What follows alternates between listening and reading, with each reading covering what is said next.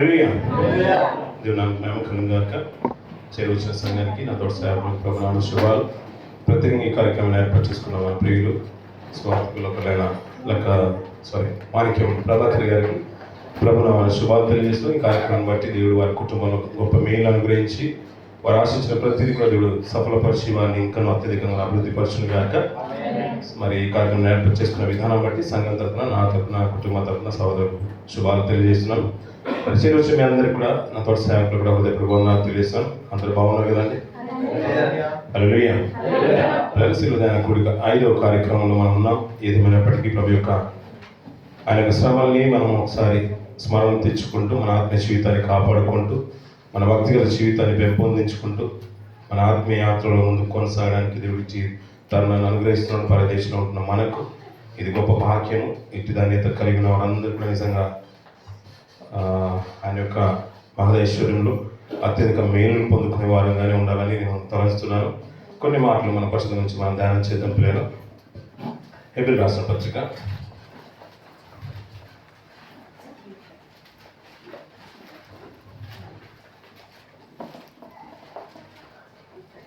11వ అధ్యాయం 35వ వచనం.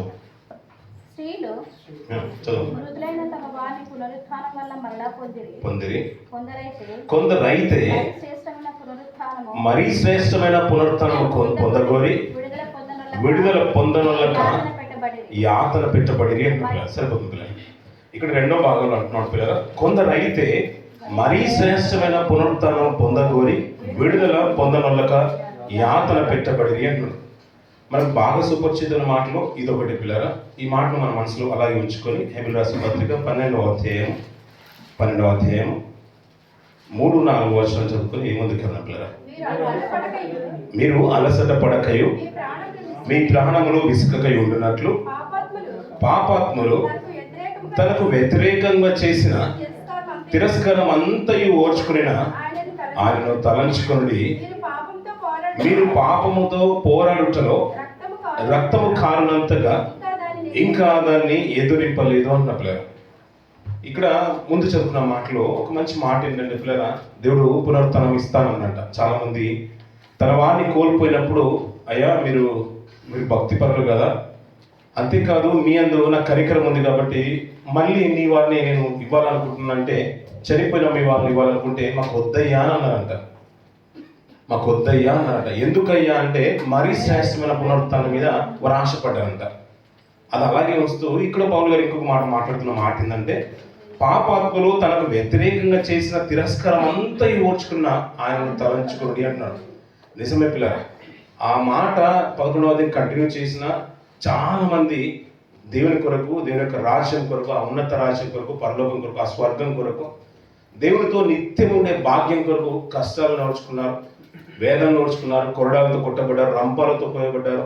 ఇంకా చెప్పాలంటే చాలా ఉన్నాయి అంటారు పౌలు గారు కూడా అతని జీవిత చరిత్రలో. అవన్నీ చెప్తున్నారు. ఇవి ఎందుకు కోర్చుకుంటున్నారంటే ఆ నిత్యత్వం కావాలని చాలా ఆశపడ్డారంట. దాని కొరకు అంతలా బాధపడాలంటే అవును, ప్రభువు కూడా పాపాత్ములు చేసే ప్రతిదాన్ని ఓర్చుకున్నాడు.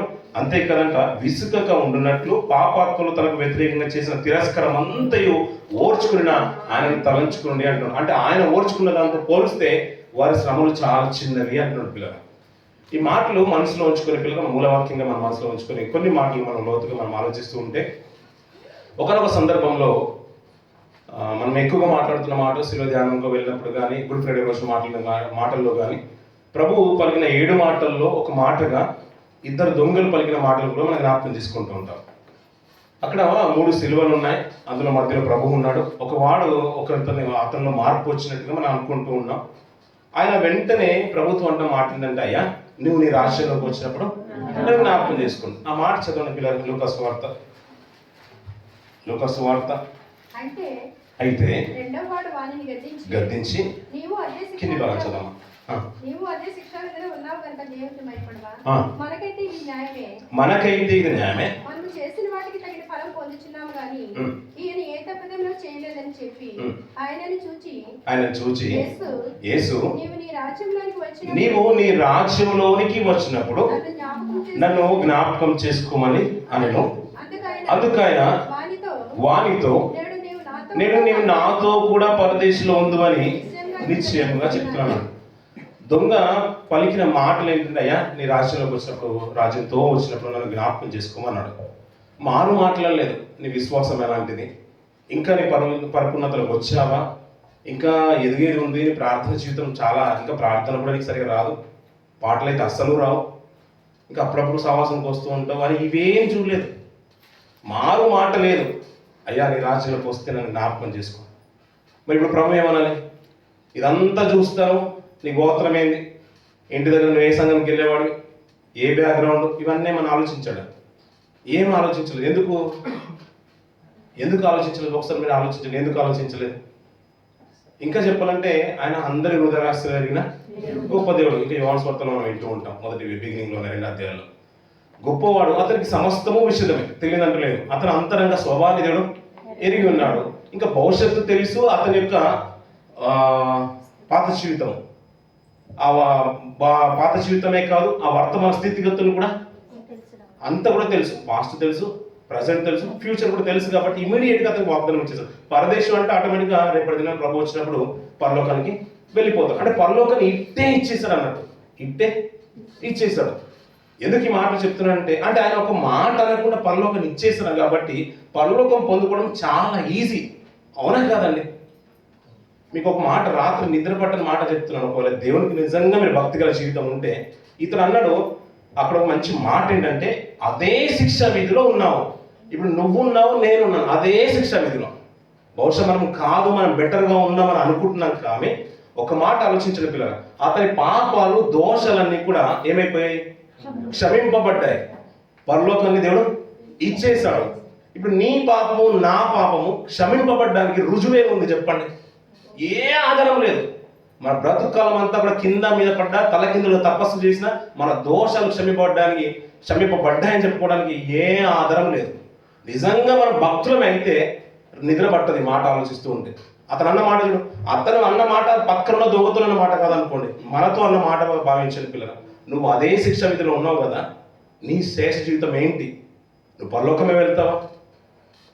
అలా అతను దొంగతో అన్న ప్రభు అన్న మాట ఏంటంటే నాకు ఆశ్చర్యం అనిపించింది. అంటే అంత ఖండితంగా చెప్పడానికి నువ్వు నేడు పరదేశంలో ఉంటా, నీకు పరలోకం ఇచ్చేస్తున్నాడు పో అని అంటే చాలా ఈజీ అనిపించింది నాకు. ఇంకొక రీతిగా చెప్పాలంటే, అంటే పరలోకం అన్నా, భక్తి జీవితం అన్నా, మన పాపాల దోషాలు కడగబడ్డాలన్నా మన నీతి క్రియలు కాదంట. అందుకనే పశ్చాత్తాపంతో భక్తుడు అన్న మాట ఏంటంటే, మన నీతి క్రియలు అంటే ఎలా ఉన్నాయంట? మురికి గుడ్డలు ఉన్నాయంట. ఇంకా దాంట్లో తిరిగి ఏం లేదు, ఇక లేదయ్యా అని చెప్పడానికి కూడా ఏమీ లేదు. అందుకనే పౌలు గారు ఫిలిప్పీయులకు రాసిన పత్రికలో, ఎఫెసీయులకు రాసిన పత్రికలో అప్పుడు మంచి మాట అంటాడు పిల్లరా.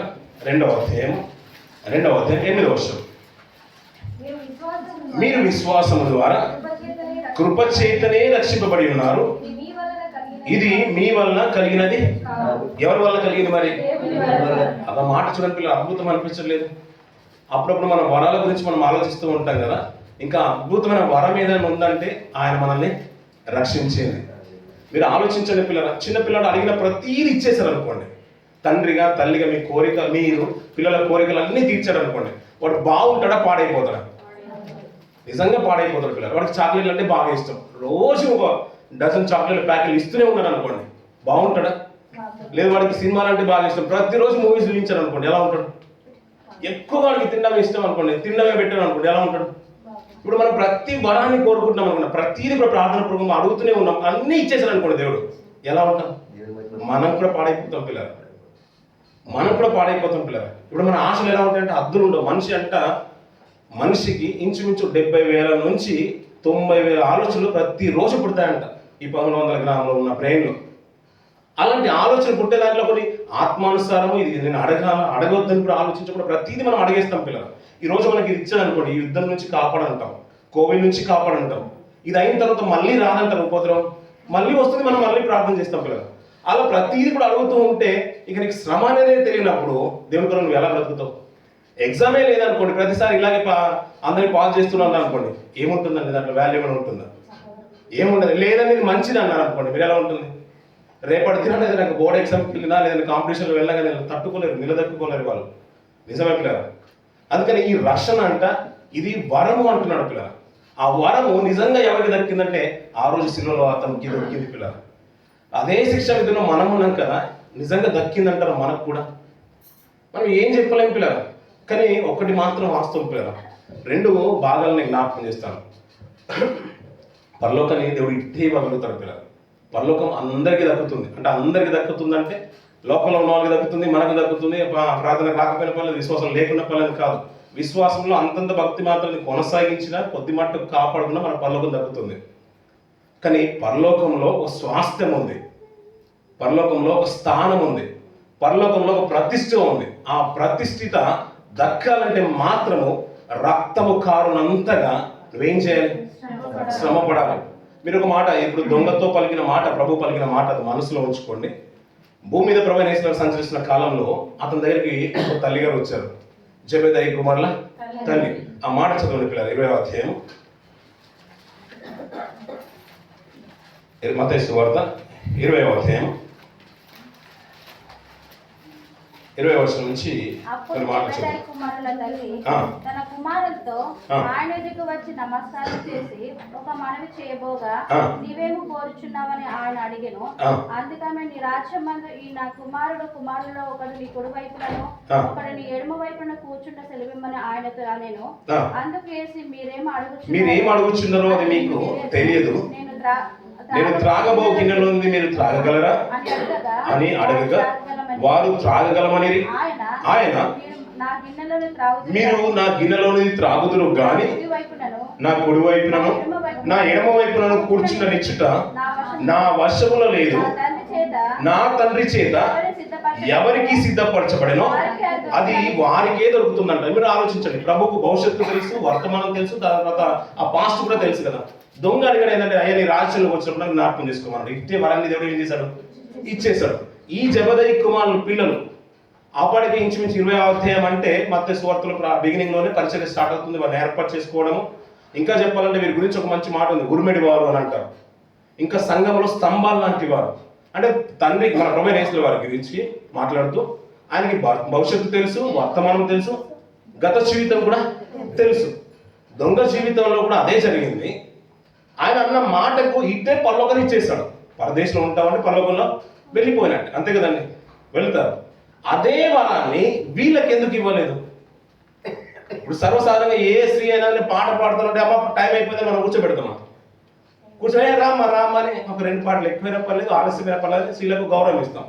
ఒకప్పుడు స్త్రీలకు ఒక బస్సు ఉండేది, పురుషులకు ఒక బస్సు అనేది తేడా లేకుండా ఒక భాగం అంతా కూడా స్త్రీలు ఉండేది, ఇంకో భాగం అంతా పురుషులు ఉండేది. ఈ మధ్య కాలంలో విపరీతం అయిపోయారు. ఒకటే ఎక్కడ చూసినా స్త్రీలే కనబడుతున్నారు బస్సులో.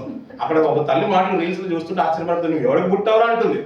అక్కడ కూర్చున్నందుకు, ఆ బస్సులో కూర్చున్నందుకు. ఓన్లీ అంటే వీళ్ళకి ఏమన్నా కులమత భేదాలు ఉన్నాయా, లేకపోతే పక్కింటి వాళ్ళు అనుకుంటే ఏం సంబంధం లేదు, ఓన్లీ సీటు కోసమే. అంత ఘోరంగా ఉంది. అలాంటిది ఈ స్త్రీ వచ్చినప్పుడు ప్రభు వరం ఇవ్వడంలో ఇంకేముంది పిల్లలు?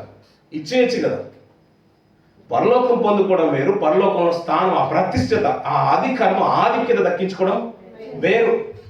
మీకు ఇంకా అర్థం అవడానికి ఆ జెబెదయి కుమారుల గురించి మాట్లాడుతుంటే 20వ అధ్యాయం అన్నాను కదా పిల్లలు, అంతకన్నా ముందే గంభీరంగా పరిచయం జరిగించారు. వీళ్ళు గొప్పగా బ్రతికిన వారు. చిన్ననాటి నుంచి 2 కుమారుల్ని దేవునికి సమర్పించిందంటే ఆ తల్లి యొక్క త్యాగం ఏంటో మనం అర్థం చేసుకోవాలి, అంతే కదండి. ఒక్కరు ఇచ్చేస్తారు, ఇంకొకరు నా కొరకు వాడుకుంటున్న స్వార్థం లేదు. 2 నీతోనే ఉండాలి. వారు నీతో బ్రతుకుతున్నారు కదా, వారిని చూస్తున్నావు కదా. అలాంటి వారికి కాకపోతే ఎవరికయ్యా? ఒక్కసారి కుడి వైపున ఒకరిని కూర్చోబెట్టు, ఎడమ వైపున ఒకరిని కూర్చోబెట్టని అప్పుడప్పుడు అంటారు. నా కుడి కూర్చో, ఎడమ కూర్చో, ఎడమ అంటే మధ్యలో కూర్చోబెట్టి అటు ఇటు ఫోటోలు దిగుతూ ఉంటాం. ప్రతి ఫోటో అలాగే ఉంటుంది. నిజమే కదా పిల్ల. అలా కూర్చుండే నివ్వయ్యా అని అంటే నువ్వు ఏమడుగుతున్నావు, నీకు అర్థం అవ్వట్లేదు అన్నాడు. ఇప్పుడు అంతగా స్త్రీలకు మనమే అంత గౌరవం ఇచ్చినప్పుడు ప్రభు ఎందుకు ఇవ్వలేదు అంటారు? బస్సులో సీట్ ఇచ్చినట్టు ఇచ్చేస్తే బాగుండేది కదా. అలా అనుకోలేదు పిల్లలు. పరలోకమని నిశ్చిద్దును, కానీ నువ్వు అడిగే ఆధిక్యత ఉంది చూసావా, ప్రతిష్ఠిత ఉంది చూసావా, అది నేను ఇవ్వకూడదు, అది నేను ఎప్పుడు ఇవ్వలేను అంటున్నాడు. ఇంకా చెప్పాలంటే లిటరల్గా నేను కూడా అది ఇవ్వలేదు, తండ్రే ఇవ్వగలుగుతాడు అంటున్నాడు. అది తండ్రే ఇవ్వగలుగుతాడు అంటున్నాడు. ఇప్పుడు ఒక దొంగతో పలికిన మాటకు ఇక్కడ ఉన్న పలికిన మాట చూడండి పిల్లలు, ఎంత డిఫరెన్స్ ఉందో. మీకు అప్పుడప్పుడు కొన్ని పాత్రలు మనకు తెలుసు పిల్లలు. గ్లాస్ ఐటమ్స్ కప్పులు ఉంటాయి, టీ కప్పులు కానీ ఇంకా వేరే పాత్రలు కానీ కొన్నప్పుడు మనం ఒక సెట్ కొనుక్కొస్తాం. ఒక 50 dirhamsకు 100 dirhamsకు ఒక సెట్ అంతా కూడా వస్తుంది, విత్ సాసర్తో పాటు వస్తుంది. అదంతా 50 dirhams అయినా కానీ పగిలిపోయింది అనుకోండి, టీ తాగుతున్నప్పుడు పగిలిపోయింది అనుకోండి, ఇంట్లో ఉంటుంది తల్లి ఊరుకోని. ఈ మధ్యన మొన్న తెచ్చాడ్రా వీపు విమానం మోత మోగిపోతుంది అంటారు. అవును కదండి. 50 ధరస్ కప్పులలో ఒకటి 12 ఆ డజన్లో ఒకటి పగిలిపోతేనే అంత అదైపోతుంటారు. కానీ జపాన్లో సిస్టమే వేరే అంట పిల్లలు. ఒకసారి పగిలిపోతారంటే ఒకటి 2 తుక్కడాలు అయితేనంట 2 భాగాలు అయిపోతే 2 గంతులు వేస్తారంట. ఇంకా 4 భాగాలు అయిపోయాయి అనుకోండి, ఇంకా 4 సార్లు గెంతుతారంట, అంటే గంతులు వేస్తారంట. అంత సంతోషం అంట. ఎందుకయ్యా అంటే అక్కడ ఒక కింగ్చు అనే ఒక ఫ్యాక్టరీ ఉంది పిల్లలు, జపనీస్ ఫ్యాక్టరీ. అది పగిలిపోయిన ప్రతిదానికి ఆ ఫ్యాక్టరీకి తీసుకెళ్తారంట. తీసుకెళ్ళి ఒక గమ్తోనే అతికిస్తారు. ఆ అతికించిన ప్రతిసారి దాంట్లో గోల్డ్ది పూత పూస్తారంట. గోల్డ్ యాడ్ చేసి పూత పూస్తూ ఉంటారు. ఆ జాయింట్స్ అన్ని కూడా ఇక ప్రాజెక్ట్ ఉంటే ఇంకా అద్భుతంగా ఉండేది. చూపిద్దాం అనుకున్నాను సండే రోజు ఇది, కానీ ఈ రోజుకు ఈ మాటలు వచ్చేసాయి. అది పూత పూస్తూ జాయిన్ చేస్తూ ఉంటే ముందున్న దానికంటే కూడా దీని ఆకారం ఎలా ఉండబోతుందంటే అద్భుతంగా ఉంటుందంట. ఒకప్పుడు 50 dirhamsలో 12 కప్పులు వస్తూ ఉంటే ఇప్పుడు తీరా అది 5 లక్షల విలువైన, అంటే ఒక ముక్క పగులుతేనేమో 10,000, 2 ముక్కలు పగులుతేనేమో 20,000, అలా దాని విలువ అనేది పెరుగుకుంటూ పోతుందంట. అందుకని ప్రతి ఒక్కరు ఏంటంటే ఆ పగిలిపోయిన కప్పు యొక్క ఆకారం కొరకు ఇష్టపడుతుందంట. అది తీర్చిదిద్దిందంటే అద్భుతంగా ఉంటుందంట. అంతగా ఆలోచిస్తున్నారు కాబట్టి మనకున్న శైలికి వారుకున్న విధానానికి ఆలోచన విధానానికి చాలా తేడా ఉంది. అందుకని వాళ్ళు పగిలిపోతే సంతోషిస్తారంట. ఎందుకంటే దాంట్లో బంగారం యాడ్ చేసి దాని కప్పుని ఇంకా అపురూపంగా పెట్టుకోవాలనుకుంటారంట. ఇదే మాట నాకు ఆలోచిస్తూ ఉంటే మనకి యెషయా గ్రంథంలో అంటూ ఉంటాడు, ఇర్మియా గ్రంథంలో కూడా అంటూ ఉంటాడు కుమ్మరి గురించి మాటలు.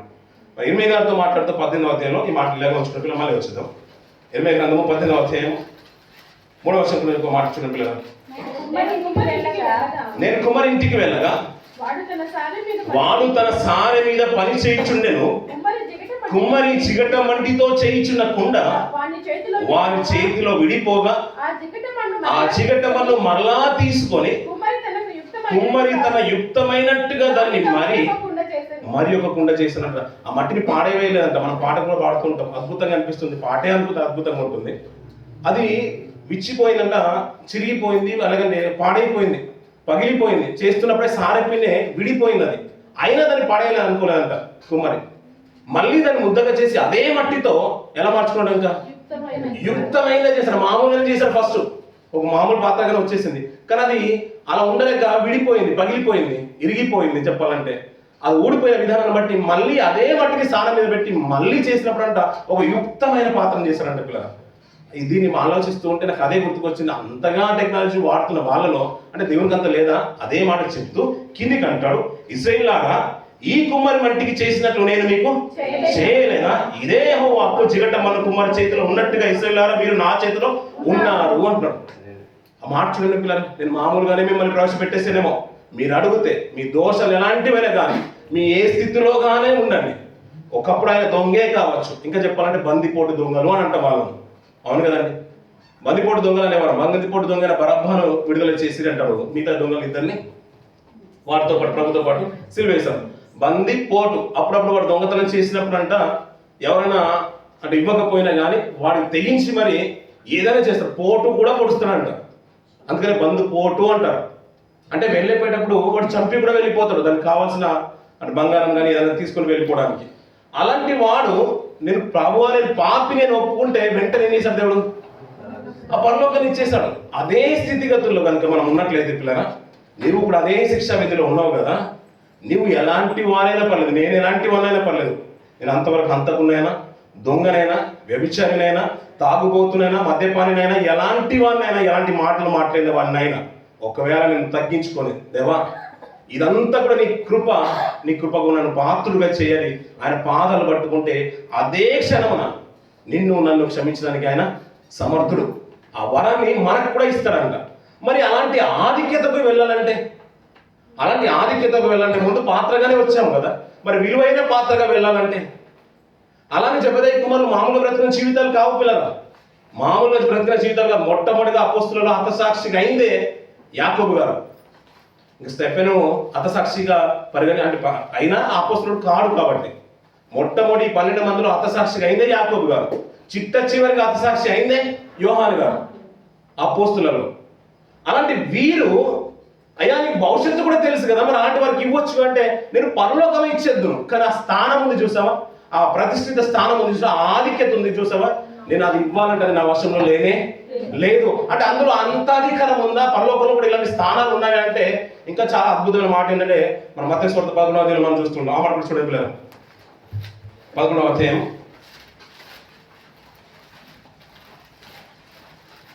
మత్తయి సువార్త 11వ అధ్యాయం 11వ వచనం నుంచి. స్త్రీలు కనిన వారిలో అమ్మా, బాప్తిస్మం ఇచ్చి యోహాను యోహాను కంటే గొప్పవాడు పుట్టలేదని నిశ్చయముగా మీతో చెప్పుచున్నాను. అయినను పరలోక రాజ్యములో అల్పుడైన వాడు అతని కంటే గొప్పవాడు అన్న పిల్లలు. అక్కడ మార్చుకుని పిల్లలు, పరలోకంలో ఎవరు ఉన్నారంట? పరలోకంలో మార్చండి, మళ్ళీ చదవండి. పరలోక రాజ్యములో అల్పుడైన వాడు ఎవరికంటే గొప్పవాళ్ళు? యోహాను కంటే గొప్పవాళ్ళు. యోహాను ఎలా బ్రతికారో మీకు బాగా తెలుసు. బాప్తిసం ఇచ్చి యోహాను గారు ఎలా బ్రతికారో తెలుసు. సమాజంలో నుంచి కల్మషం అంటకుండా బ్రతుకుతున్నాడు. తినే విధానము, వస్త్రధారణ అంతా కూడా వేరు. ఇంకా చెప్పాలంటే వాగ్దాన పుత్రుడు వచ్చాడు ఈ లోకంలోకి, అంతే కదండి. పౌరుషంగా బ్రతకాడు. ఆయన బ్రతుకుతే ఆయనలా బ్రతకాలి. ఆ రోజుల్లో పాత నిబంధన కాలంలో ఏలియా గారు, తర్వాత ఎలీషా గారు, ఏలియా గారు ఆత్మ పొందుకున్న అదే క్వాలిటీస్తో వచ్చిన ఈ బాప్తిసం ఇచ్చి యోహాను గారు, ఇలాంటి ఆయన పరలోకంలో అల్పుడు అంట. ఆ అల్పుడైన వాడు యోహాను కంటే గొప్పవాడు. అంటే అల్పుడు ఎవరికంటే గొప్పవాడు అవుతున్నాడు? యోహాను కంటే గొప్పవాడు అవుతున్నాడు. అంటే అక్కడ స్థానాలు కనబడుతున్నాయి. ఇప్పుడు మీరు అందరూ ఈ మాట అర్థం అవడానికి ఇంకో మాట నేను జ్ఞాపకం చేశాను. మనం అందరం హాల్లోనే ఉన్నాం. ఇంకా కొద్దిగా మనం సండే రోజు సర్వీస్ చేస్తుంటే మా ముగ్గురికి ఒక వేరే చైర్లు ఉంటాయి, అవును కదండి. పక్కన బైబిల్ పెట్టుకోవడానికి, ఫోన్ పెట్టుకోవడానికి ఒక రాక్ లాంటిది, షెల్ఫ్ లాంటిది, స్టాండ్ లాంటిది ఉంటుంది. మీరు కూడా అదే హాల్లో ఉంటారు, మీకు కూడా చైర్లు ఉంటాయి. మీ చైర్కి మా చైర్కి తేడా ఉందా లేదండి? ఉంది కదా. మనం అందరం ఎక్కడ ఉన్నాం? చర్చిలోనే ఉన్నాం. ఇంకా చెప్పాలంటే ఇంకా ఆధిక్యత మారుతూ ఉంటాయి. పైన ఉన్నవారు కొంతమంది ఉంటారు, కింద ఉన్నవారు కొంతమంది. అందరు ఎక్కడ ఉన్నారు? చర్చిలోనే ఉన్నారు. ఇంకా మాట్లాడుకుంటే చాలా స్థానాలు కనబడుతూ ఉంటాయి అక్కడ. అందులో కొంతమంది ప్రార్థన చేస్తూ ఉంటారు, కొంతమంది ఏమో ప్రార్థించరు. అందరు ఎక్కడ ఉన్నారు? చర్చిలోనే ఉన్నారు. ఇంకా చెప్పండి, కొంతమంది ముందుకు వచ్చి పాడుతూ ఉంటారు పోయారు వాళ్ళు, ఇంకా మిగతా రారు. అందరు ఎక్కడ ఉన్నారు? చర్చిలో ఉన్నారు. ఇలాంటి ఆధిక్యత ఉందో అంటే దీంట్లో లగ్జరీ లైఫ్ అంటే అదని కాదు, ఒక ఆధిక్యత కనబడుతుంది. అందరూ ఉంది చర్చిలోనే, అందరూ ఉంది సంఘంలోనే, అందరూ చేసేది దేవుడి పనే, అయినా అక్కడ ఒక ఆధిక్యత ఒకరికంటే ఒకరికి వేరే వ్యత్యాసం కనబడుతుంది. పరలోకంలో మనకు తెలిసింది వేరు, ఇంకా తెలియాల్సింది చాలా ఉంది. అక్కడ పరలోకం అనేది ఉంది. తండ్రి తన సింహాసనం మీద ఉన్నాడు, అతను ధవలవర్ణుడు, రక్తవర్ణుడు, ఇంకా అద్భుత రీతిలో ఎవరు సమీపించలేని తేజస్సులో ఆయన మాత్రమే వసిస్తున్నాడు. అతని కుడి పార్శ్వం ఉంది మన రక్షకుడు, మన క్రీస్తు, అంతే కదండి. ఆయన అతని కుడి పార్శ్వం ఉన్నాడు.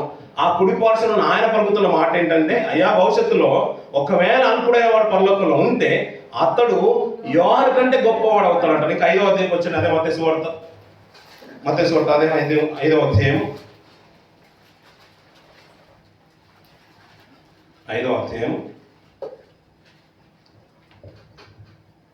19వ వచనం చదవండి.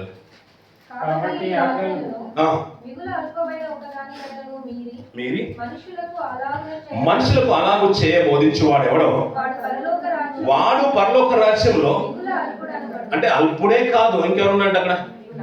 మిగుల అల్పుడు కూడా ఉన్నాడంట. 12 మంది పెద్దలు కనబడుతుంటారు, గోత్రకర్తలు కనబడుతుంటారు, అవును కదండి. వారి పేర్లు అంట 12 గుమ్మాల మీద కూడా మనకు కనబడుతుంటాయంట. ఇంకా చెప్పాలంటే వారి గురించి ఆధిక్యత గొప్పగా చెప్తూ ఉంటారు. 24 మంది పెద్దలు కనబడుతూ ఉంటారంట. అంటే వారు అందరూ ఒక రీతి ఉంటారు. నేను కూడా ఏదో రీతిగా మనం వెళ్ళిపోతే పల్లకులో నేను తీరా వెళ్ళిపోయి స్త్రీల సమాజం అనుకుని వచ్చి నేను రూతు పక్కనో, లేకుంటే రాయల్ పక్కనో, లేకుంటే మరియమ్మ గారి పక్కనో, ఎస్తేర్ గారి పక్కనో, నాకు రాజుల రైఫ్, మా ఇంట్లో రాయల్ ఫ్యామిలీ, నేను ఎస్తేర్ గారి పక్కనే కూర్చుంటాను, నేను రాణి పక్కనే కూర్చుంటాను అనే ఆలోచన ఉంటుంది. ఏమండి, వారికి మనకు ఒక తేడా అనేది కనబడుతుంది పిల్లలు. పరలోక రాజ్యం ఇట్టే వస్తుంది. ఇంకా మన లోతు వెళ్తుండే మాట అర్థమవుతుంది. పరలోక రాజ్యం ఇచ్చేస్తాను కానీ అక్కడ ఒక ఆధిక్యత ఉంది, ఒక ప్రతిష్ఠితమైన స్థానం ఉంది. అది ఊరికే రాదు. ఎందుకంటే దుర్మార్గులు వ్యతిరేకంగా అతనికి చేసిన ప్రతి తిరస్కారం ఓర్చుకున్న క్రీస్తుని చూడండి. ఎందుకంటే ఇంకా మాట్లాడుతూ హెబ్రీ రాసిన పత్రికలోనే ప్రతి అవమానాన్ని, ప్రతి దాన్ని అతడు సహించాడు, ఓర్చుకున్నాడు. ఎందుకంటే అతని ఎదుట ఉంచబడిన ఆనందము కొరకు అంటాడు, అంతే కదండి. మీరు కూడా ఒకవేళ రక్షణలోకి వచ్చిన మనకు చెప్తున్న మాట ఏంటంటే, ఇంకా దైనందిక జీవితంలో ఈ 2026 సంవత్సరం మళ్ళీ వచ్చిందంటే అప్పుడున్న విశ్వాసంతోనే ఇప్పుడు ప్రార్థన చేస్తాను కాదు, ఇంకా భక్తిలో ఒక స్టెప్ మీరు ముందుకు వెళ్ళండి. ఏంటయ్యా అంటే రక్తము కారునంతగా అంటాడు. అంటే చేస్తున్నావా క్రియలు? చేస్తున్నామయ్యా. భక్తి జీవితం కొనసాగిస్తున్నాం, చేస్తున్నాం, అన్నీ చేస్తున్నాం, కానీ ఇంకా కొన్ని చేయాల్సినవి చాలా ఉన్నాయి అంటున్నారు పిల్లరా. ఒక మాట పిల్లరా, గతించిన కొన్ని దినాలు మేము జరిగిన సంఘటన కొన్ని రోజుల క్రితం, ఈ మధ్య కాలంలోనే ఒక 1 month అవుతుంది. అది ఒక జేమ్స్ ఐలాండ్లో జరిగిన సంఘటన మనందరికీ బాగా సుపరిచితం. అక్కడ అందరు ఇప్పుడు ఈ ట్రంప్ గురించి కానీ కొద్ది నాయకుల గురించి కానీ అంత కూడా బాగా వైరల్ అయిపోయిన న్యూస్ అది. మన గుజరాత్లో ఒక లేడీ ఉంది, ఒక మంచి సాధ్వి, గొప్ప మేయర్ అంటారు, మేయర్. ఆమె అంత దయప్రాప్తురాలు కానీ యోగ్యురాలు కానీ మన భారతదేశానికి భారతమాత లాంటి ఆమెను పెద్ద కలరింగ్ ఇచ్చి పోటింగ్ ఇచ్చేసి మన ఈ భారతీయ జనతా పార్టీ వాళ్ళు అంతా ఇంత కాదు హైలైట్ చేసింది ఆమె. ఆమె చేసిన చారిటీస్ కానీ ఇంకా కొన్ని సంస్థలు కానీ ఆమెకు చాలా ఉన్నాయి చారిటీస్. అనాథ పిల్లల్ని పోషించడము, నడిపించడము చాలా ఉన్నాయి. అందులో ఈమె ఏంటంటే పిల్లలందరినీ, చిన్న ప్రాయం ఉన్న పిల్లలందరినీ కూడా, అనాథలు ఉన్న వాళ్ళందరూ కూడా చేర్చుకొని, హక్కున చేర్చుకొని వాళ్ళకి పోషిస్తూ నడిపిస్తూ ఉంది. తీరా ఈ ఐలాండ్కి ఏం చేసిందంటే అందరినీ పిల్లల్ని పంపించేసింది.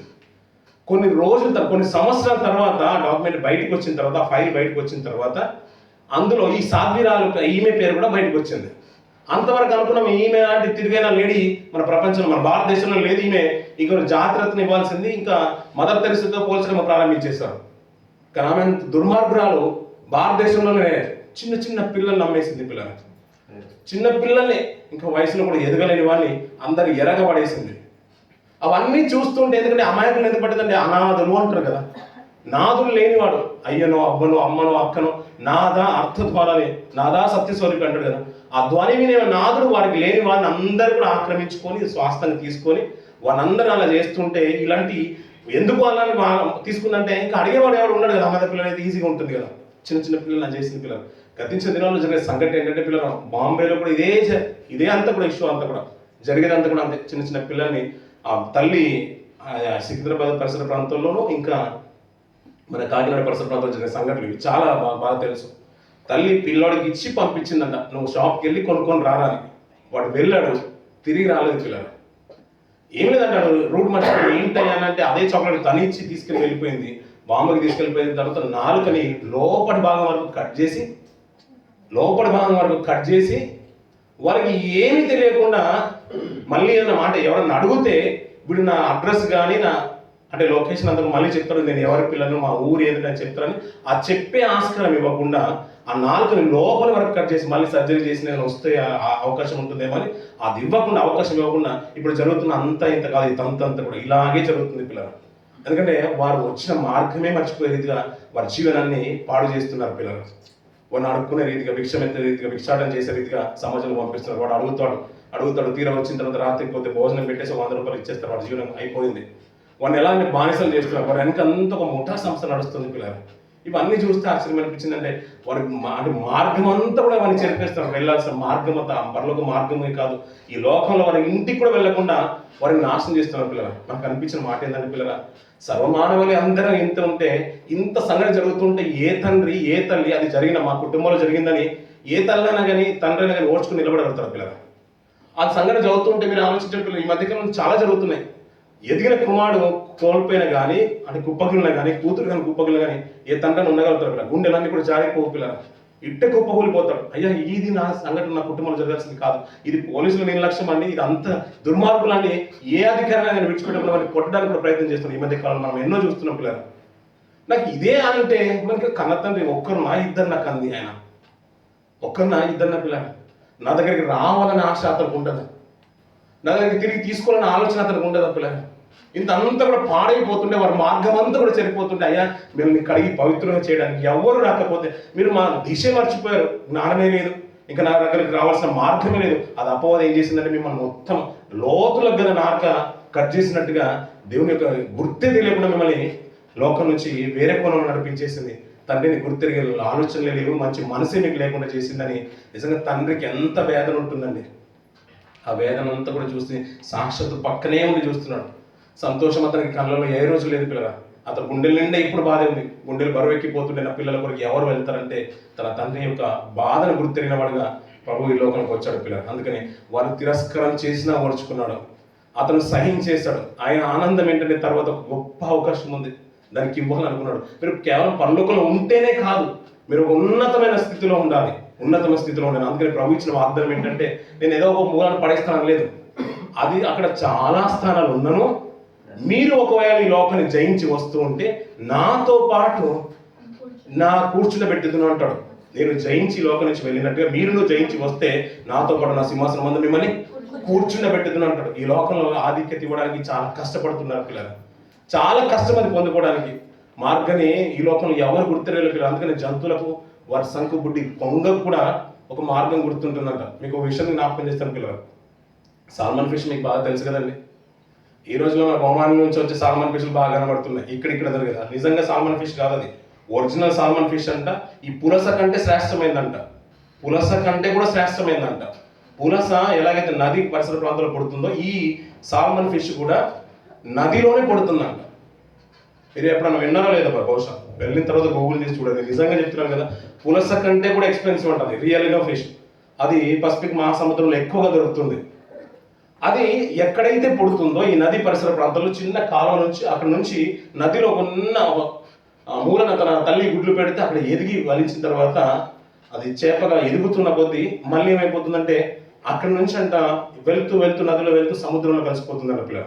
కానీ దానికి ఒక లక్ష్యం ఏంటంటే పిల్లల, అది ఆ అవకాశం ఉన్నప్పుడు అంటే పుట్టినప్పుడంట ఒక మంచి శ్వాస తీసుకుంటుందంట, వాసన పసిగెడుతుందంట. ఆ భూభాగంలో ఎక్కడైతే పుట్టానో ఆ వాసన పసిగట్టుకుని అది జీవితకాలం అంతా కూడా ఆ స్మెల్ని తన హృదయంలో రిజిస్టర్ చేసుకుంటుందంట, ముద్రించుకుంటుందంట. ఆ వాసన పోగొట్టుకోదంట.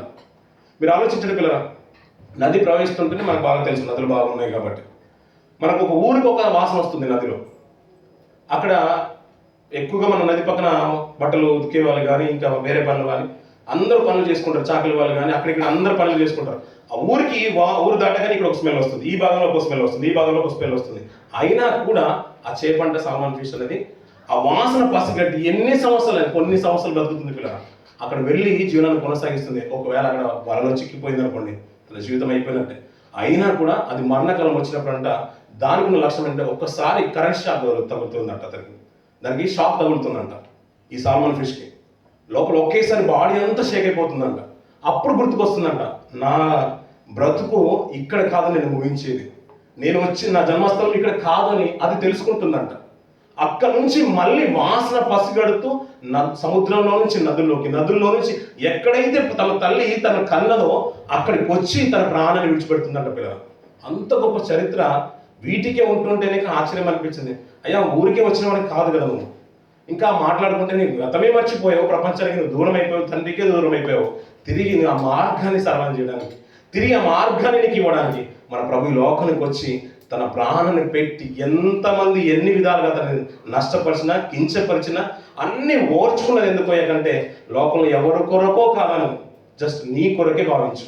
నువ్వు అదే శిక్ష విధిలో ఉన్నావు కాబట్టి నిన్ను తప్పించడానికే మన ప్రభు ఈ లోకానికి వచ్చేసాడు. ప్రాణం పెట్టింది నీ కొరకు, రక్తాన్ని కార్చింది నీ కొరకు, అతని కొరడ దెబ్బలు తిన్నది నీ కొరకు, ముళ్ళ కిరీటం పెట్టబడింది నీకు, అన్నీ చేసింది నీ కొరకు నా కొరకు నువ్వు అనుకో.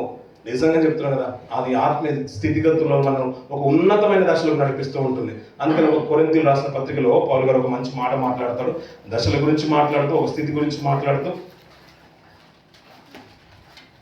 కొరింథీయులకు రాసిన పత్రిక 3వ అధ్యాయము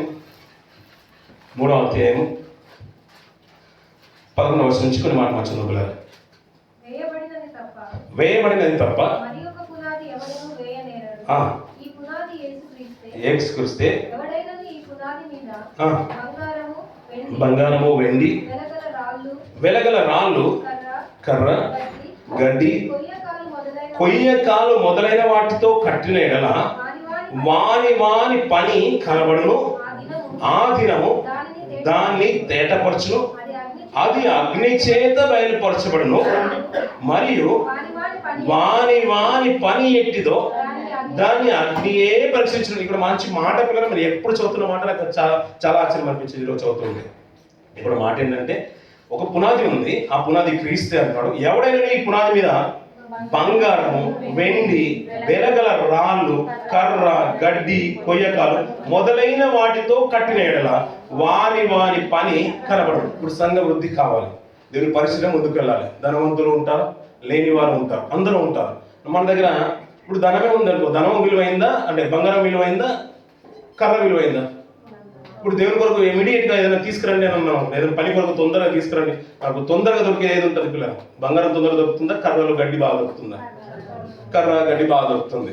అంటే ఇందులో ఒక ప్రెసిషియస్ ఐటమ్స్ కొన్ని ఉన్నాయి, అలాగే లో కాస్ట్ ఐటమ్స్ కూడా కొన్ని కనబడుతున్నాయి. అందులో కర్ర ఉంది, గడ్డి ఉంది, ఇంకా ఏమంటున్నాడు కర్ర గడ్డి కొయ్యకాలు ఉంది.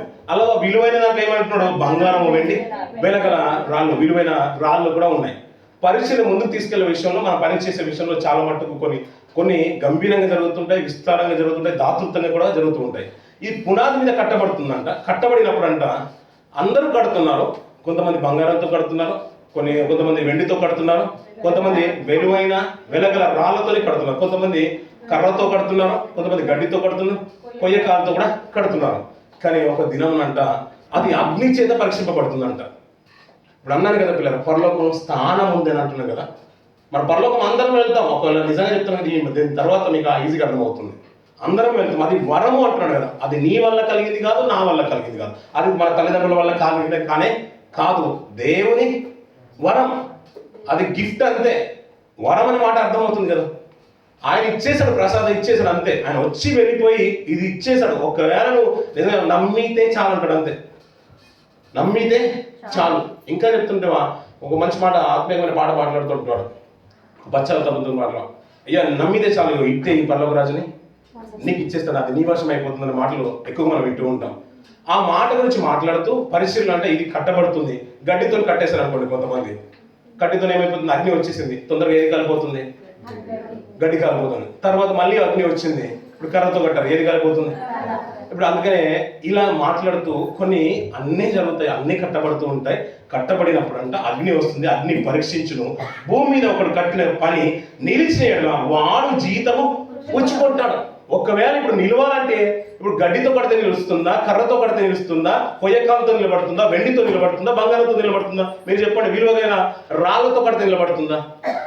గడ్డి కంటే, కర్ర కంటే, మిగతా విలువైన వస్త్రాలతో, విలువైన ఐటమ్స్తో కడితే ఆ థింగ్స్ అని కూడా దేనికైతే ఎంత వాల్యూ ఉందో, ఎంత గట్టిదనం ఉంటుందో దాన్ని బట్టి అగ్ని వలన పరీక్షింపబడుతుంది. అందుకనే మీరు రక్తము కారునంతగా ఇంకా చేయలేదు కార్యాలు. నిజం చెప్తాను అంటే మనం 2025 ఉన్నాం కదా పిల్లలు, మళ్ళీ ఇక్కడ ఉన్నామంటే దేవుడికి అవకాశం ఇచ్చేసాడంటే ఇంకా ఒక స్థానంలో మెట్టు ఎదగడానికే ఇచ్చేస్తాడు అంతే అనుకోండి పిల్లలు. లేదా నేను అప్పుడు ఉన్నాను, ఒకవేళ తప్పు జమ చేశాను మళ్ళీ క్షమించమంట కాదు, అది అయిపోయింది ఈ క్షమాపణ గురించి. మళ్ళీ ఆరిపోయిన దీపాన్ని మళ్ళీ వెలిగించమనకు. ఇంకా నువ్వు వెలిగింపబడి ఇంకా అనేకులు వెలిగించే స్థానంలోకి నువ్వు వచ్చేసావు అంతే కదండి. ఆ వెలిగింపబడి నువ్వు అనేకులు వెలిగించే స్థానం వచ్చావు. లేదు ఇంకా నువ్వు నా దీపం ఆరిపోయింది ఇంకా వెలిగించునంటే ఇంకా నువ్వు వెలిగించేది ఎప్పుడు ఇంక ఇతరులను. అలా మాట్లాడుతూ కింది కొన్ని మాట చూడండి పిల్లలు. ఒకరి పని కాల్చివేయబడిందా వానికి నష్టం కలుగును, అతను తన మట్టుకు తను రక్షింపబడును గాని అగ్నిలో నుండి తప్పించుకున్నట్లు రక్షింపబడను అన్నాడు. అంటే పరలోకాన్ని పొందుకుంటారు, పౌర్లకాన్ని పొందుకుంటారు కానీ ఎలా అంటున్నాడు, తన మట్టుకు అతడు తన మట్టుకు రక్షింపబడను గాని అగ్నిలో నుండి తప్పించుకున్నట్టు వెంట్రుక వాసన తప్పిందండి అంతే. నరకకు వెళ్ళాల్సిన వారము వెంట్రుక వాసన పరలోకంలో వెళ్ళిపోయిన మాట ఎలాగైతే వాస్తవమో ఈ దొంగ విషయంలో అదే జరిగింది. దొంగ విషయంలో అదే జరిగింది. ఇప్పుడు నువ్వు నేను అదే శిక్షలో ఉన్నాం, కానీ ఈరోజు మనం వెళ్ళిపోవట్లేదు. ఇప్పుడు అదే జబదయి వాళ్ళ తల్లి అడిగింది, అయ్యా నీ స్థానం వాళ్ళ కుమారులని ఇక్కడ ఉంచయ్యా, వారు గొప్పగా బ్రతుకుతారు, నీ కొరకు ప్రాణం ఇస్తారు, బహుశా నేను తాగగలనా అంటే నీవు విషం ఇచ్చినా నేను తాగలుగుతాం. నా తల్లి అంటున్న మాట ఏంటంటే, అయ్యా నీ కొరకు అలా పెంచేశాను, నీకు సమర్పించేశాను, నువ్వు విషం ఇచ్చినా నా పిల్లలు తాగుతారు, నువ్వు చనిపోమంటే వారు నీ కొరకు చనిపోతారు. అలాంటి వరకు స్థానం అంటే నువ్వు అడిగేది సరైన రీతిలో లేదు తల్లి, పరలోకమా నేను ఇట్టే ఇచ్చేద్దును, ఎందుకంటే అది నా వరము, అది అనుగ్రహించడానికి నాకు, పాపాలు క్షమించడం నాకు అధికారం కలదు భూమి మీద, కానీ నువ్వు అడిగే స్థానం మాత్రం అది కాదు. అందుకనే క్రియల వలన జీతం పొందుకుంటాడు. ఒకవేళ మనం మామూలుగానే ఉన్నాం అనుకోండి, అయ్యా రక్షింపబడతావు కానీ అక్కడ స్థానాలు. ఇప్పుడు అందరు పిల్లలు బాగున్నారు, మన పిల్లలే బాగలేదు అనుకోండి, పిల్లలు అందరూ బాగా ఆడుకుంటున్నారు, మనం ఏదో అంగవైకల్యంతో ఇంటి పడి ఉన్నాడు అనుకోండి, ఏ తల్లి సంతోషంగా ఉండగలుగుతుంది పిల్లలు? మన కళ్ళ ముందే వారు అందరూ బాగున్నారు, అందరూ పరిగెత్తుతున్నారు, మన కుమారుడు అక్కడే కూలబడిపోయాడు, ఏ తల్లి ఓర్చుకోగలుగుతుంది పిల్లలు? అందరూ బాగున్నారు, అందరూ పాట పాడుతున్నారు, మన పిల్లలకు మాటలే రావట్లేదు, ఏ తల్లి ఓర్చుకోగలుగుతుంది? తండ్రికి కూడా అదే వేదన, అందరూ రాగలుగుతారు కదా. భక్తులందరూ కూడా తన ప్రాణాన్ని మరీ మరీ శ్రేష్టమైన పునరుత్థానం పొందగోరి ఆ పునరుత్థానం అక్కర్లేదు అనుకున్నారంట. ఎన్ని కష్టాలైనా పర్లేదు, నాకు ఎన్ని కష్టాలైనా పర్లేదు, మా ప్రభుని చూస్తూ ఉన్నాం కదా, మాకు ఎన్ని కష్టాలైనా పర్లేదు, ఎన్ని వేదనలైనా పర్లేదు, మా ప్రభు ఓర్చుకున్న దాంతో పోల్చుకుంటే మేము శ్రమలుగా లేవు. అందుకోసము మా పిల్లలు చనిపోయిన వాళ్ళని మేము బ్రతికించమని కూడా మేము కోరట్లేదు. తండ్రి నువ్వు ఒక రోజులో మీ ప్రియకుమారుని పంపిస్తావు కదా, అతను వచ్చినప్పుడు మా పిల్లల్ని బ్రతికిస్తే చాలు, ఎందుకంటే వారు నీతో పాటు ఉంటారు. ఆ శ్రేష్టమైన పునరుత్థానం నాకు కావాలి, నా పిల్లలకు కావాలి. అందుకని ఈ లోకంలో మళ్ళీ చనిపోయే స్థితిగతులు మాకు అక్కర్లేదు, లోకంలో ధనం అక్కర్లేదు, ఆయుష్ అక్కర్లేదు, ఏం అక్కర్లేదు. నీతో పాటు ఉండే భాగ్యము ఆ రెండో రాకల్లో నువ్వు వస్తావు కదా, అప్పుడు నాకు కావాలి. దాని కొరకు ఏం కావాలయ్యా అంటే ఈ లోకంలో యాతన పడాలి, కష్టపడాలి, శ్రమలు ఓర్చుకోవాలి, రక్తం కారుతుందంట, అయినా పర్లేదు, పరిచర్య కొరకు అయినా పర్లేదు, ఇవన్నీ ఓర్చుకుంటేనంట నీకు ఉన్నతమైన స్థానం. అందుకనే తిమోతి రాసిన పత్రికలు అంటాడు, వారితో పాటు సహించిన వారంట దేవునితో పాటు ఏలుదురు అంటారు పిల్లలు. ఆ ఏలే ఆధిక్యత, ఏలికలుగా రాజులుగా ఉండే భాగ్యము ప్రభు మనకి ఇవ్వబోతున్న పిల్లలు. నీ కొరకు నా కొరకు శిలువ త్యాగం చేసిన పిల్లలు, నిన్ను నిలబెట్టడానికి పిల్లలు. ఆయన వచ్చిన గమ్యము ఒక చేపలకే కూడా తిరుగుతుంది, సంకుడి కొంగ కూడా మర్చిపోలేదు. నదులన్నీ కూడా మళ్ళీ సముద్రంలో పడతాయంట, మరి ఎక్కడి నుంచి వచ్చాయో అక్కడ వెళ్ళిపోతున్నాయంట పిల్లలు. నిన్ను నన్ను మన మార్గం మర్చిపోయిన జన్మం పిల్లలు. తండ్రికి వేదన పిల్లలు, ఎప్పుడూ వేదనే. నేను రక్షించడానికి, నిత్యత్వంలో నిలబెట్టడానికి. అది సాక్షాత్తు చూసిన ప్రభువు తట్టుకోలేక ఈ లోకంలోకి వచ్చి నిన్ను నన్ను రక్షించడానికి తన ప్రాణం పెట్టాడు పిల్లలు. నీకేమంటున్నాడు తెలుసా, నేను ఎక్కడో కూర్చున్నది ఏమైనా, నేను ఉండే స్థలంలోనే, నేను కూర్చునే స్థలంలోనే కుడి పార్శ్వం నేను కూర్చోబెడతాను. అయ్యా యోహాను అంత గొప్పగా బ్రతుకుతేనే అల్పుడు అన్నావు కదా, అల్పుడైన వాడు అతనికంటే గొప్పడున్నావు, మరి నేను ఇంకా ఎంత గొప్పగతాను. నీకు అతనికి కొంత ఆయుష్ ఇచ్చేసాను, అతనికి కొంత ఆయుష్ ఇచ్చిన, ఇంచుమించు 34 సంవత్సరాలు ఇచ్చేసాను నేను. 33.5 సంవత్సరాలు, 34 సంవత్సరాలు, ఈయనకి 6 నెలలే చేస్తుడు కదా. అలా అనుకుందాం, 33 సంవత్సరాలు ఇచ్చాడు అనుకోండి. మన ఆయుష్ చాలా ఎక్కువ, కానీ 38 సంవత్సరాలకు వచ్చేసాను నేను. 39 సంవత్సరాలు అడుగుతాను. మీకు నాకంటే ఎక్కువ వయసు ఉంది. మరి దేవుని కొరకు ఏ బలమైన కార్యక్రమం చేసాం? ఆయన అగ్నితో వస్తే కాలిపోయే గుడారాన్ని కట్టుకున్నాము, మట్టితో చేసిన వెలువెల గల రాళ్ళతో కట్టుకున్నాము, అగ్నికి నిలిచేదాన్ని కట్టుకున్నాము. ఒక రక్షణ అంటావా? మన నీతి క్రియలు, మన ప్రార్థనలు, భక్తి జీవితం వెళ్ళిపోదా పరలోకంలో. అందరూ పైన ఉంటే నువ్వు ఒక్కదాని కింద ఉంటే ఏం బాగుంటుంది? మరి మనతో పాటు కలిసి కూర్చోడం లేదా? మన ప్రభుత్వ గాయాన్ని ముద్దడాలని నీకు లేదు, ఆయన తాకి అర్హత నీకు రావాలని లేదు, నిన్ను చూడాలని లేదు. ప్రభుత్వం తండ్రికి గొప్ప ఆలోచన, నేను ఉన్నతంగా చూడాలని. ఇక్కడ అందుకని మరొక అవకాశం ఈ 2026 సంవత్సరం ఇచ్చాడు. ఈ శిలువదాని కూడిక, 5వ కూడిక కూడా అందుకొరకు మనం ఏర్పాటు చేయబడింది. మనం ఊహించాము పిల్లలు, మంగళవారం రోజున, బుధవారం రోజున, గురువారం రోజున, శుక్రవారం రోజున, శనివారం రోజున, మళ్ళీ ఆదివారం రోజున ఈ కార్యక్రమం జరుగుతుంది. మనం తలంచాము. ఆయన అవకాశం, ఆయన కృప ఒక వరంగా ఇచ్చాడు. దీన్ని ఆధిక్యతగా తీసుకుందాం, గొప్ప భాగ్యంగా తీసుకుందాం పిల్లలు. మనం మర్చిపోయిన దాన్ని మళ్ళీ ప్రభు జ్ఞాపకం చేస్తున్నాడు. దీన్ని జ్ఞాపకం చేసిన నాకు ఒక బ్రతుకుతారని. వాడి బట్టలు మురికైపోతుంటే తల్లే ఓర్చుకోలేదు, నేను కడిగి పవిత్రులు నిలబెట్టడానికి తండ్రి తన ప్రియ కుమారుని రక్తం అంతా కూడా కార్చి చేశాడు పిల్లలు. ఆ రక్తానికి సాదృశ్యమే సంఘము, రక్తానికి సాదృశ్యమే నువ్వు నేను. ఆ ఉన్నత రాజ్యంలో ఉన్నతమైన స్థానాన్ని సంపాదించుకోవడానికి ఇంకా నువ్వు సహించాల్సినవి, ఓర్చుకోవాల్సినవి, క్రియలు చేయాల్సినవి చాలా ఉన్నాయని గుర్తెరిగి నిజంగా మన శేష జీవితం అంతా కూడా గొప్పగా మనం వాడుకున్న పిల్లలు. కొద్ది మాటలు మన ఆత్మీయ జీవితానికి ఎంతో ఉపయోగపడాలని కోరుకుంటూ నేను మాటలు ముగిసి ఈ కార్యక్రమం ఏర్పాటు చేసుకున్న మన ప్రియ సోదరులు సువార్థికులు మాణిక్యం ప్రభాకర్ గారికి సంగతం ఆత్మ కృపగా తెలిసిన దేవుడికి మనం మీ కుటుంబాలు దీవించి ఆశ్రయించగలట.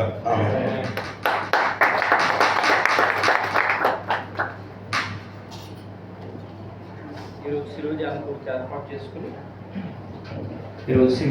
ఏర్పాటు చేసుకుని సంఘానికి మరొక మారు